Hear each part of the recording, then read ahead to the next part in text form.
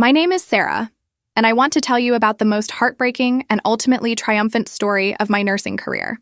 It's about a little girl named Lily, an 8-year-old orphan with severe autism who lived in complete silence, and how my dismissal from the hospital nearly cost her everything. But it's also about how sometimes the most important victories come from the most devastating defeats. This is the story of how I was fired by a boss who didn't know I was the only one who spoke to an orphan with autism gently, and how that decision changed everything. When I first met Lily 3 months ago, she was curled up in the corner of her hospital bed, rocking back and forth with her hands pressed tightly over her ears. The pediatric ward was in chaos around her.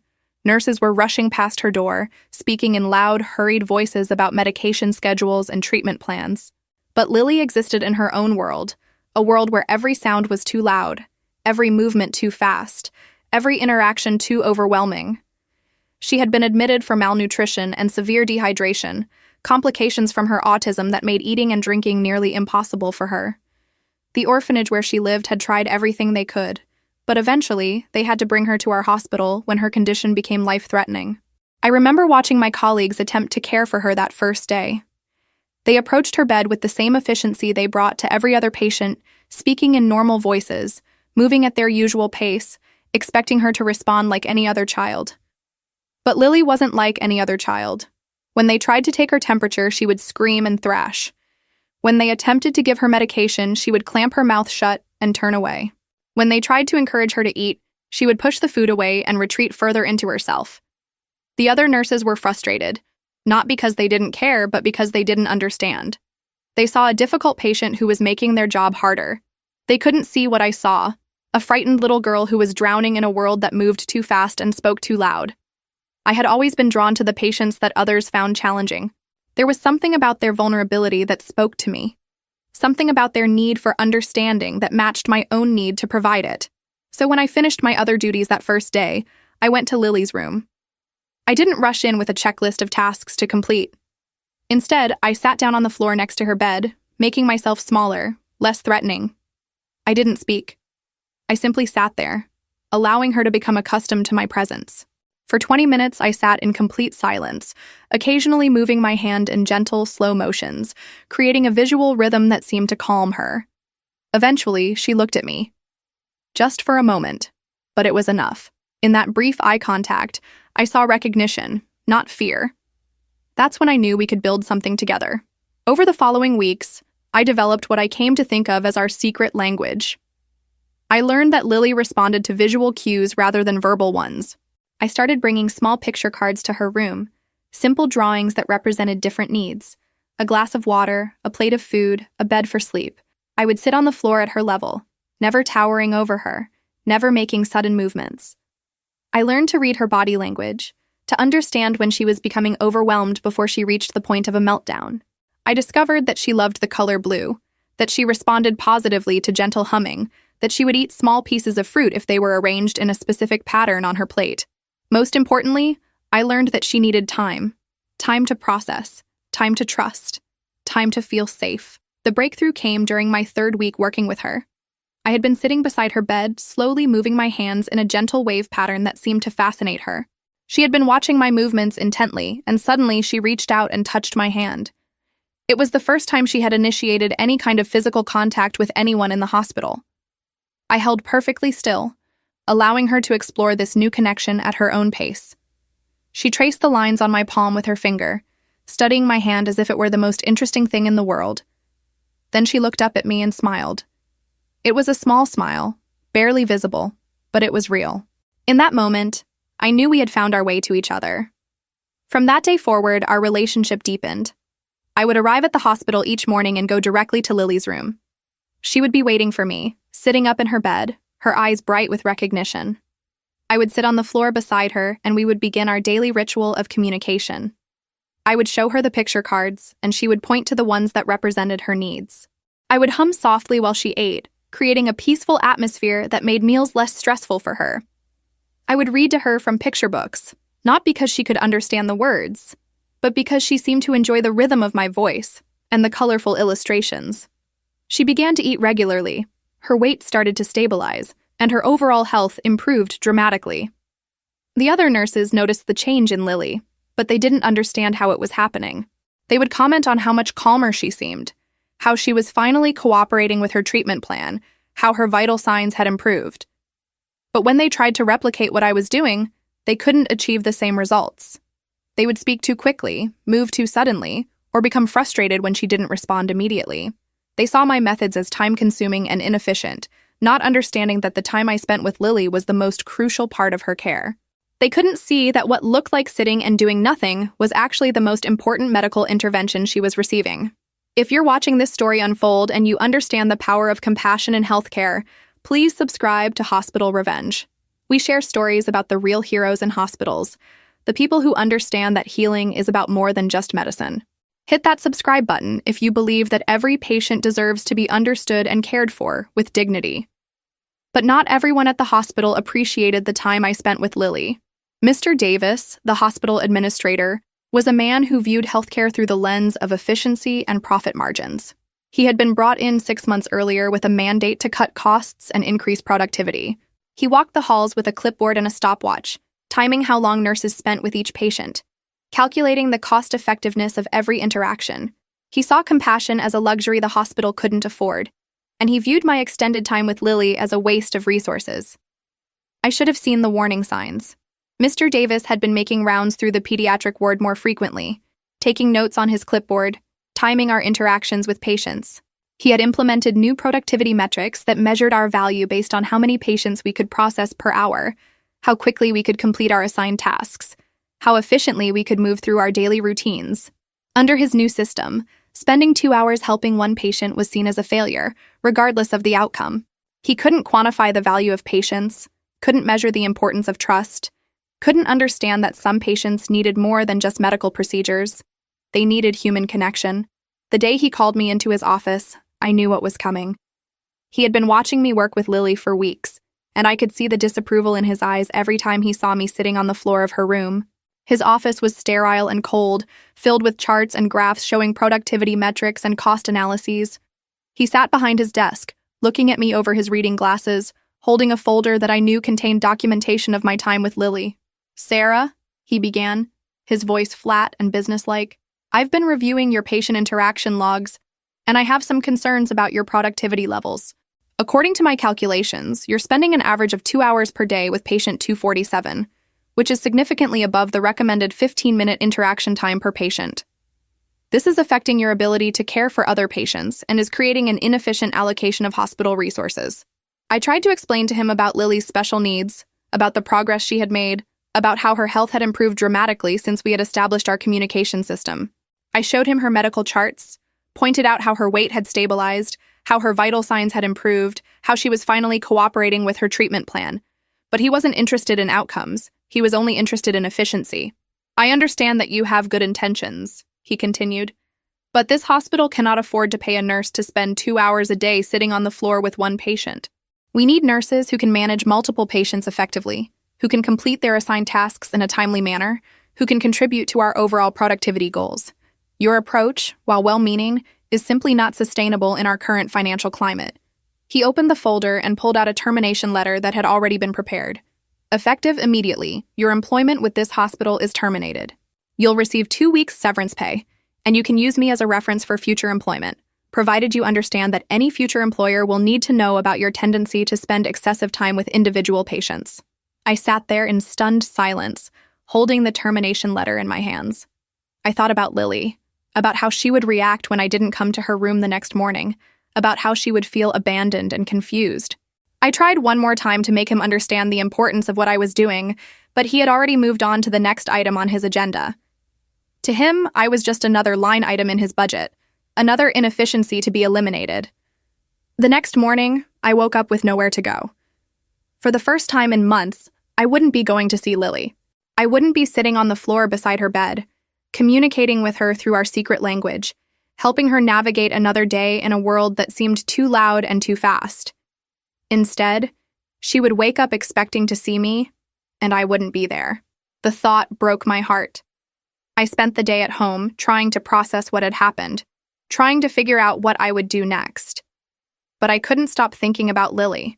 I wondered if she had eaten that morning, if she had cooperated with her medication, if she had been able to communicate her needs to the other nurses. I knew that without our established routine, she would struggle. I knew that the progress we had made together would be at risk, but there was nothing I could do. I had been fired, and I was no longer allowed to enter the hospital.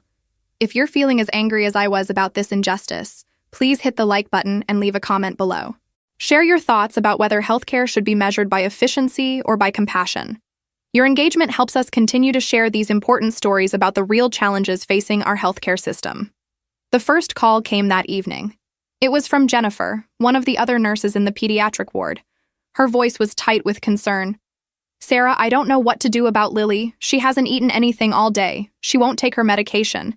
She's just sitting in her bed, rocking back and forth and looking at the door like she's waiting for someone. We've tried everything, but she won't respond to any of us. It's like she's shut down completely." I felt a knot form in my stomach. I had feared this would happen, but hearing it confirmed was devastating. I tried to give Jennifer advice over the phone, explaining the techniques I had used with Lily, describing the picture cards and the visual communication system we had developed. But I knew it wouldn't be enough. The trust that Lily and I had built couldn't be transferred to someone else overnight. It had taken weeks of patient, consistent interaction to establish our connection, and that couldn't be replicated in a single conversation. The second call came the next morning. This time it was from Dr. Martinez, the pediatric attending physician. His voice was more urgent than Jennifer's had been. "Sarah, I know you're no longer employed here, but I need to ask you about Lily. Her condition has deteriorated significantly overnight. She's become completely non-responsive, she's refusing all food and liquids, and she's showing signs of severe regression. We've tried sedation, we've tried different approaches, but nothing is working. I'm concerned about her physical health, but I'm even more concerned about her mental state. She seems to have retreated completely into herself." I closed my eyes, picturing Lily alone in her hospital bed, confused and frightened, not understanding why I had suddenly disappeared from her life. I imagined her waiting for me each morning, watching the door, expecting me to come and sit beside her bed. I thought about how betrayed she must feel, how abandoned. For a child who had already been abandoned by her parents, who had been shuffled from one care facility to another, my sudden absence must have felt like another devastating rejection. The third call came that afternoon. It was from the hospital's social worker, Mrs. Chen, and her voice was filled with desperation. "Sarah, I'm calling because we have a crisis situation with Lily. She's been admitted to the ICU for severe dehydration and malnutrition. She hasn't eaten or drunk anything in 3 days. We've had to put her on IV fluids and feeding tubes. The doctors are talking about more aggressive interventions, but honestly, I think this is more than just a medical issue. I think she's given up. I think she's lost hope." As I listened to Mrs. Chen describe Lily's condition, I felt a rage building inside me unlike anything I had ever experienced. This wasn't just about my job anymore. This was about a vulnerable child who was suffering because of an administrator's obsession with efficiency. This was about a system that valued productivity over compassion, that measured success in numbers rather than in human lives. Lily was dying, not from her autism, but from the loss of the one person who had understood her, who had made her feel safe and cared for. The fourth call came the next evening, and it was the one that changed everything. It was from Mr. Davis himself, the man who had fired me just 4 days earlier. But the confident, businesslike tone was gone. Instead, his voice was shaky and uncertain. "Sarah, I need to talk to you about a situation we're having at the hospital. It's regarding patient 247, Lily. I understand you had a special relationship with her, and we're having some difficulties with her care since your departure." I let him struggle with his words, waiting for him to fully explain the situation. I could hear the desperation in his voice, the recognition that he had made a terrible mistake. But I wasn't going to make this easy for him. I wasn't going to rush to solve the problem he had created. "Sarah, I'm going to be direct with you. Lily is in critical condition. She's been in the ICU for 2 days now, and the doctors are saying that if we can't get her to respond soon, she might not recover. The medical team believes that your methods might be the key to helping her. They think that your presence might be what she needs to start responding again." He paused, and I could hear him taking a deep breath before continuing. "I'm calling to offer you your job back. I realize that your approach with Lily was more important than I initially understood. I'm prepared to reinstate you immediately, with full back pay for the days you've been absent, and I'm willing to discuss adjusting your responsibilities to allow for the time you need to spend with special needs patients like Lily.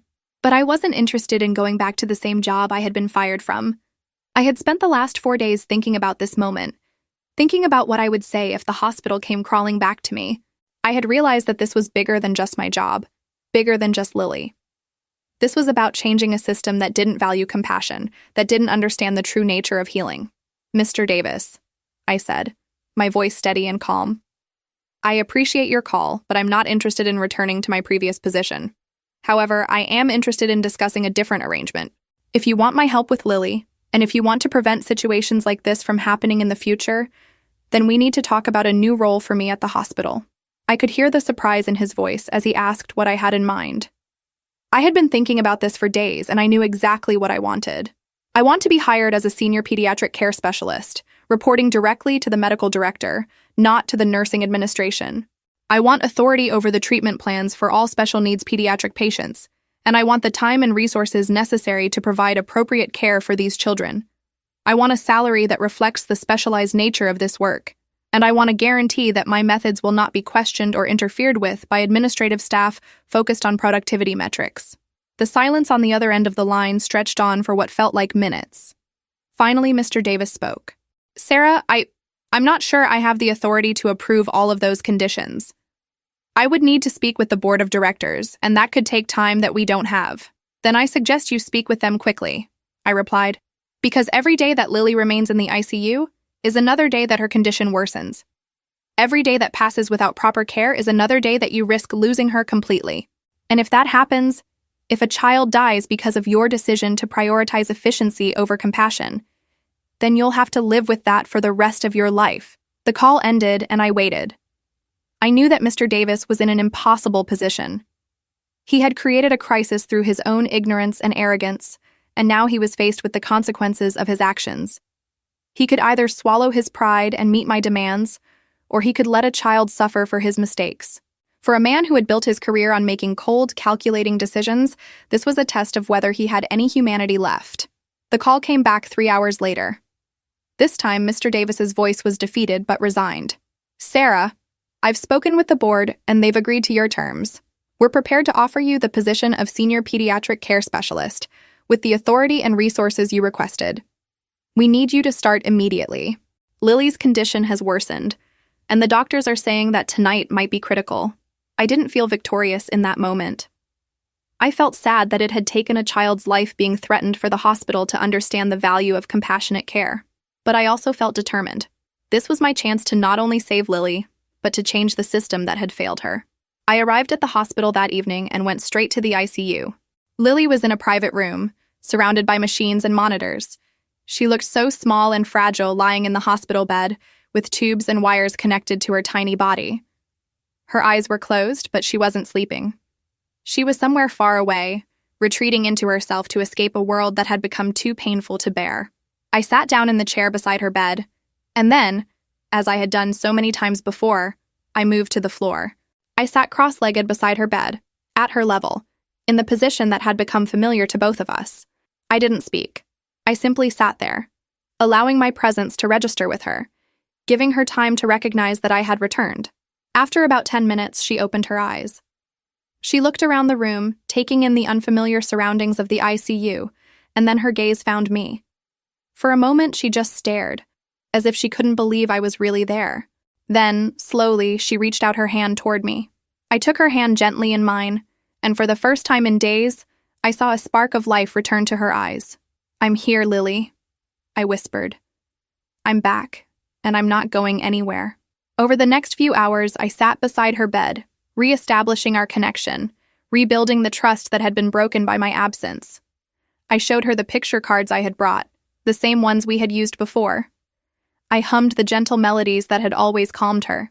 I moved my hands in the slow, rhythmic patterns that she found soothing. Gradually, she began to respond. She pointed to the card for water, and I helped her take small sips. She indicated that she was hungry, and I fed her small pieces of fruit arranged in the pattern she preferred. By morning, her vital signs had stabilized. The doctors were amazed by her improvement, but I knew it wasn't miraculous. It was simply the result of giving her what she needed most: understanding, patience, and compassionate care.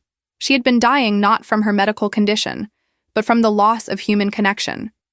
She had been saved not by advanced medical procedures, but by the simple act of someone sitting beside her and communicating with her in the way she could understand. The weeks that followed were transformative, not just for Lily and me, but for the entire hospital. In my new role as senior pediatric care specialist, I was able to implement new protocols for caring for special needs children. I trained other nurses and staff members in the techniques I had developed with Lily, teaching them to recognize the signs of sensory overload, to understand the importance of nonverbal communication, to appreciate the value of taking time to build trust with vulnerable patients.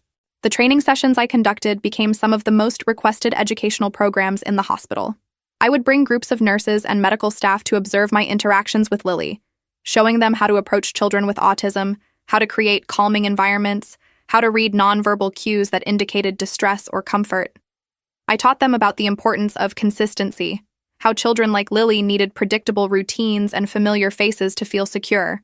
I showed them how to modify their communication styles, how to speak more slowly and quietly, how to use visual aids and simple gestures to convey information. One of the most powerful moments came when I was training a group of new nurses in the pediatric ward. I had them practice sitting on the floor, at a child's eye level, and communicating without words. Many of them found it challenging at first, feeling awkward and unsure of themselves. But as they practiced, they began to understand the profound difference it made in how children perceived them. Instead of towering authority figures in white coats, they became accessible, non-threatening companions who could enter into a child's world. Dr. Martinez, who had been initially skeptical of my methods, became one of my strongest advocates. He told me that he had begun incorporating some of my techniques into his own practice, taking more time to build rapport with his young patients before beginning examinations or procedures. He noticed that children were more cooperative and less anxious when he approached them with the patience and gentleness I had demonstrated with Lily. He started referring other challenging cases to me, children who had been labeled as difficult or non-compliant, but who simply needed different approaches to care. Lily's recovery was remarkable. Within a month, she had not only returned to her previous level of functioning, but had actually progressed beyond where she had been before. She began to communicate more effectively, not just with me, but with other staff members who had learned our methods. She started eating a wider variety of foods and showed signs of increased social engagement. The transformation was so dramatic that medical students and residents began requesting to observe her care as part of their training in pediatric medicine. I remember the day when Lily first spoke a word aloud. It was during one of our regular sessions, about 6 weeks after I had returned to the hospital. We were sitting on the floor together, and I was showing her picture cards as we had done hundreds of times before. She pointed to the card for water, but instead of just pointing, she looked at me and whispered, "Water." It was barely audible, but it was clear and intentional. I felt tears welling up in my eyes as I realized that she was beginning to trust her voice, beginning to believe that her words would be heard and understood.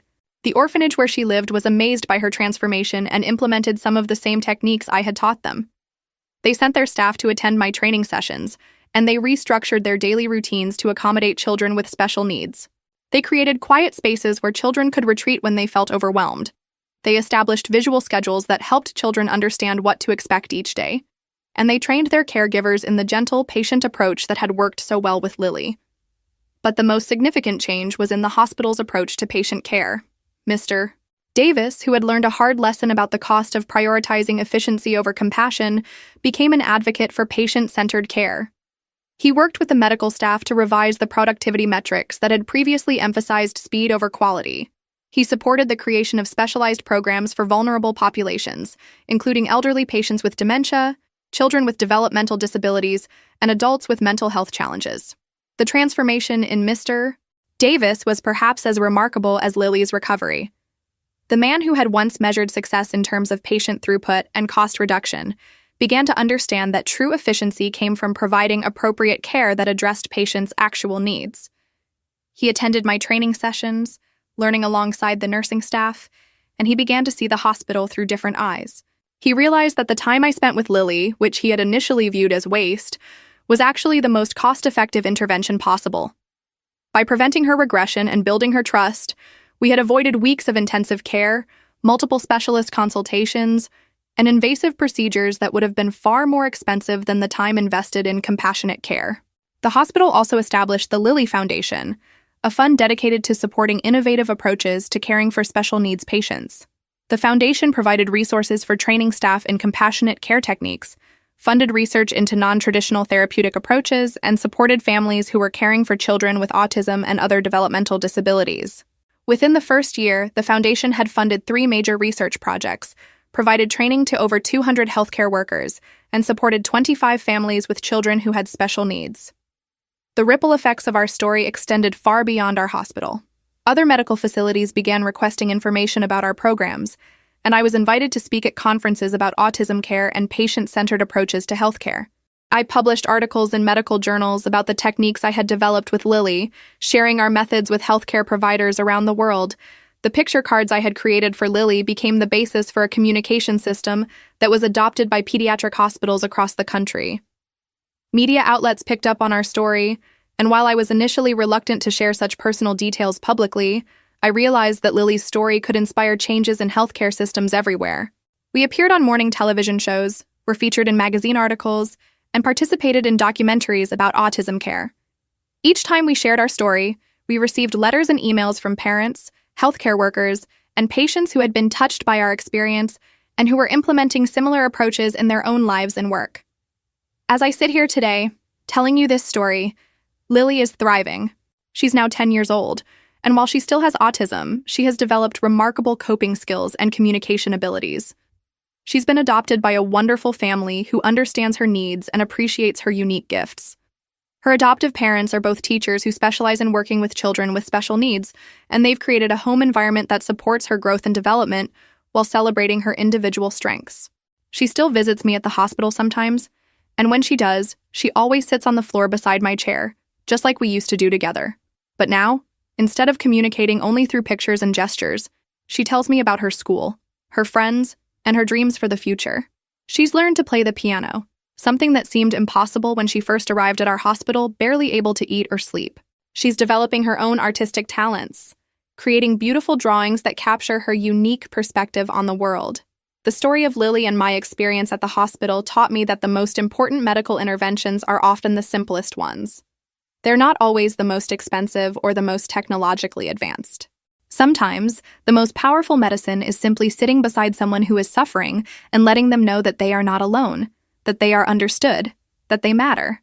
It's about recognizing that healing happens not just through procedures and medications, but through human connection and understanding. It also taught me that healthcare is not just about treating diseases or managing symptoms. It's about recognizing the humanity in every patient, understanding that each person has unique needs and challenges, and being willing to adapt our approach to meet those needs. It's about remembering that behind every medical chart, every productivity metric, every administrative decision, there are real people whose lives are affected by the choices we make. Every patient deserves to be seen as an individual, not just as a diagnosis or a case number. The experience also showed me the importance of advocacy in healthcare. Sometimes being a good healthcare provider means challenging systems and policies that don't serve patients well. It means speaking up when vulnerable people are being overlooked or misunderstood.